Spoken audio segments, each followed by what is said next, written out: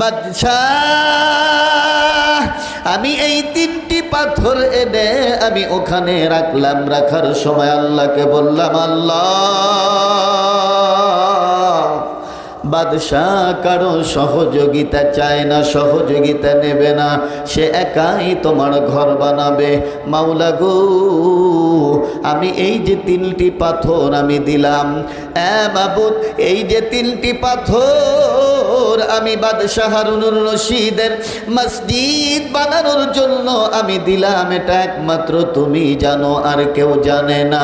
প্রভু গো, কঠিন কিয়ামতের ময়দানে এই মসজিদ বানানোর কারণে ইব্রাহিমের যোগ্য সন্তান হিসাবে আমাকে কবুল করে নিও। মান বানা লিল্লাহি মসজিদান বানাল্লাহু লাহু বাইতান ফিল জান্নাহ। যারা আল্লাহর ঘর মসজিদ বানাবে দুনিয়াতে, তাদের জন্য জান্নাতের মধ্যে আল্লাহ তাআলা সুন্দর একটি বালাখানা, সুন্দর একটি বিল্ডিং তাদের জন্য বানাবে। সুবহানাল্লাহ বলেন। আমার ভাইরা, আমার বাবাজিরা,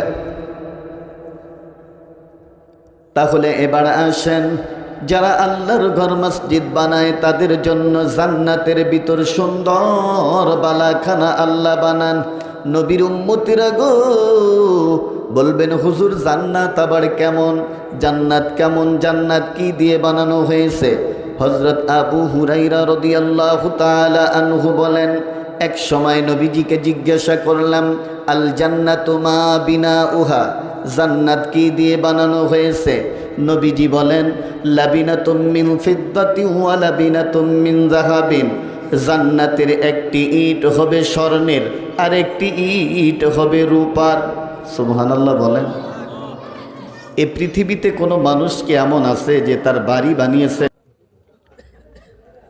কোনো মানুষ একটি বাড়ি বানিয়েছে, তার বাড়িতে একটি ঘর আছে, এই ঘর স্বর্ণ রূপা দিয়ে বানিয়েছে? শুনছেন কোনোদিন? কোনোদিন শোনেননি, শুনবেনও না। কিন্তু জান্নাতের একটি ইট হবে স্বর্ণের, আর একটি ইট হবে রূপার। আ'দাদতু লিইবাদিস সালিহিনা মা লা আইনুন রাআত ওয়ালা উযুনুন সামিআত ওয়ালা উযুনুন সামিআত ওয়া খাতারা আলা কলবি বাশারিন, যা মানুষ কোনো চক্ষু দিয়ে দেখেনি। জান্নাত এমন একটি জায়গা যা কোনো চোখ কোনো দিন দেখেনি, যা কোনো কান কোনো দিন শোনেনি, যা কোনো মানব অন্তর কোনো দিন কল্পনাও করতে পারেনি যে জান্নাত এত সুন্দর। এই জান্নাত আল্লাহ পাক রব্বুল আলামিন কাদের জন্য বানিয়েছেন? আল্লাহ পাকের নেককার বান্দাদের জন্য, পরহেজগার বান্দাদের জন্য আল্লাহ পাক এই জান্নাত বানিয়েছেন। আর যারা আল্লাহর ঘর মসজিদ বানাবে তাদেরকে আল্লাহ পাক জান্নাতের ভিতর সুন্দর বাড়ি দেবেন। সুবহানাল্লাহ বলেন। বাদশাহ হারুনুর রশিদ নাম তো শুনছেন, শোনেননি? অনেক ভালো কাজ করেছে। এর মধ্যে একটি ভালো কাজ, বাদশাহ হারুনুর রশিদ ঘোষণা করলেন একদিন, শোনো, আমি একটি মসজিদ বানাবো, এই মসজিদে কারো সহযোগিতা আমি নেব না, কারো সহযোগিতা নেব না, আমি একাই মসজিদ বানাবো, তোমরা কেউ সহযোগিতা করবে না। বাদশাহ হারুনুর রশিদ ঘোষণা দেওয়ার পরে এবার মসজিদ তৈরি করতে শুরু করলেন। আমার ভাইরা, আমার বাবাজিরা, এক পর্যায়ে দেখা যায় বাদশাহ হারুনুর রশিদ মসজিদ বানালেন। নবীর উম্মতিরা গো, মসজিদ বানানোর পর এবার বাদশাহ হারুনুর রশিদ ঘুমিয়ে আসেন। হঠাৎ করে দেখা যায় ঘুমের ঘরে স্বপ্ন দেখে আল্লাহ পাকের ফেরেশতা এসে বাদশাহ হারুনুর রশিদে বলেন, বাদশাহ হারুন, তুমি আল্লাহর ঘর মসজিদ বানিয়েছো। আল্লাহ পাকের পয়গাম্বর বলছেন, মান বানা লিল্লাহি মসজিদান বানাল্লাহু লাহু বাইতান ফিল জান্নাহ, যারা আল্লাহর ঘর মসজিদ বানায় তাদের জন্য জান্নাতের ভিতর সুন্দর বালাখানা, সুন্দর বিল্ডিং বানানো হয়। বাচ্চারা, তোমার জন্য আল্লাহ জান্নাতের ভিতর সুন্দর একটি বিল্ডিং বানিয়েছে। বাদশাহ, চলো যাই তোমার বিল্ডিং দেখানোর জন্য তোমাকে নিয়ে যাই। বাদশাহ হারুনুর রশিদ এবার কি করলেন, ফেরেশতার সাথে এবার জান্নাতে ওনার বিল্ডিং আল্লাহ বানিয়েছেন, এই বিল্ডিং দেখার জন্য এবার চলে গেলেন স্বপ্ন যুগে। সুন্দর বিল্ডিং উনি দেখতে পেলেন, সুন্দর বিল্ডিং ওনার জন্য বানানো হয়েছে। নবীর উম্মতিরা গো, ওখান থেকে আল্লাহ পাকের বান্দা এবার চলে আসতেছে ওনার এই সুন্দর বিল্ডিং দেখে।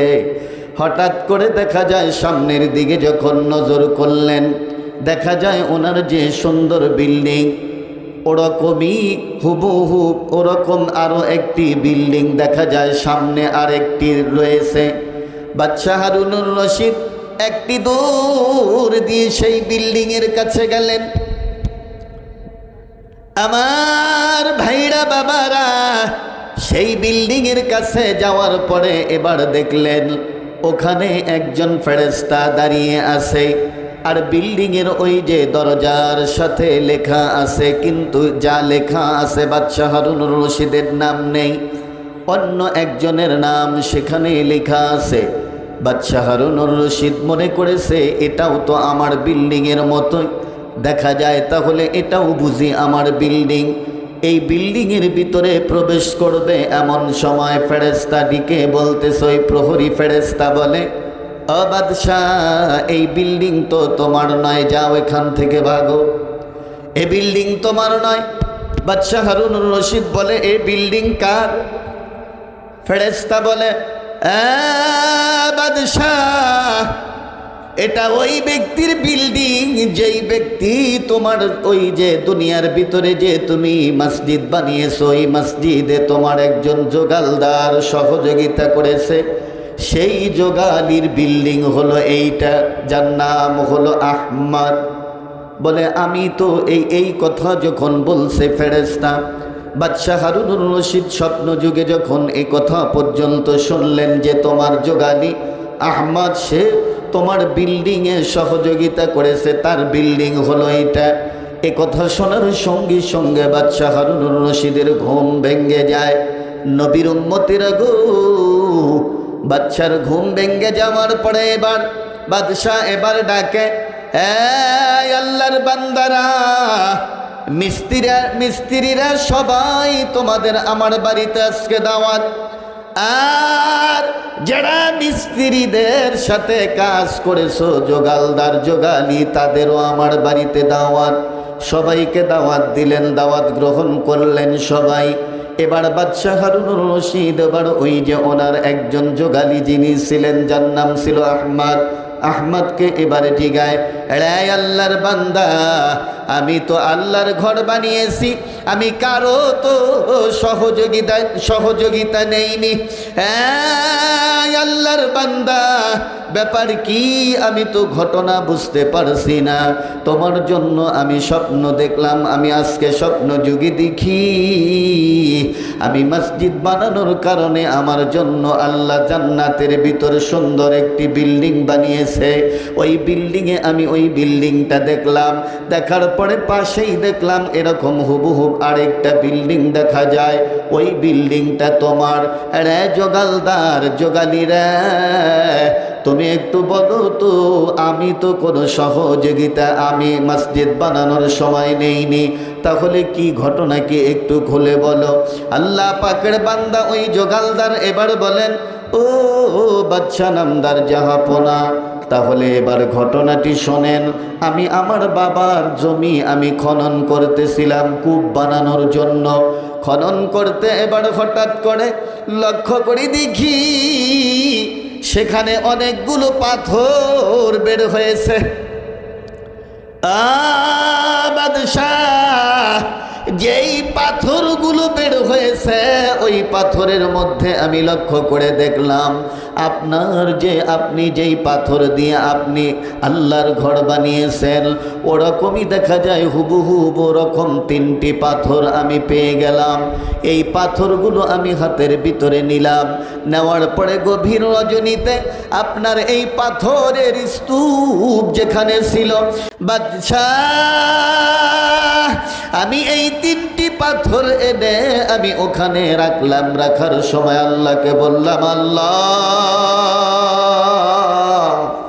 বাদশাহ কারো সহযোগিতা চায় না, সহযোগিতা নেবে না, সে একাই তোমার ঘর বানাবে। মাওলা গো, আমি এই যে 3টি পাথর আমি দিলাম, মাবুদ, এই যে 3টি পাথর আমি বাদশাহ হারুনুর রশিদের মসজিদ বানানোর জন্য আমি দিলাম, এটা একমাত্র তুমি জানো, আর কেউ জানে না। প্রভু গো, কঠিন কিয়ামতের ময়দানে এই মসজিদ বানানোর কারণে ইব্রাহিমের যোগ্য সন্তান হিসাবে আমাকে কবুল করে নিও। ও বাদশাহ নামদার জাহাপনা, তাহলে যে আমি যে এই যে 3টি পাথর দিয়েছি এটা আমার কবুল হয়ে গেছে, বলেন সুবহানাল্লাহ।